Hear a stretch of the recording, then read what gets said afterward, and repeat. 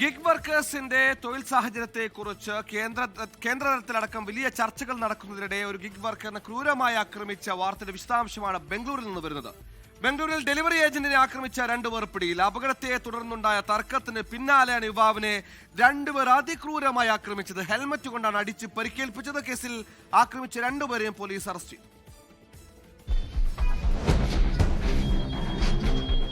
Mahadevapura main റോഡിൽ നിന്നുള്ള ദൃശ്യങ്ങളാണിത്.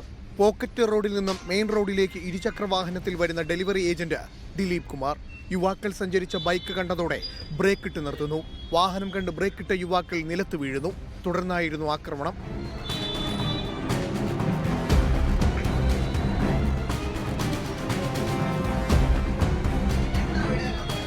ബൈക്കിലിരുന്ന ദിലീപ് കുമാറിനെ ഹെൽമറ്റ് കൊണ്ട് തലക്കടിച്ചു.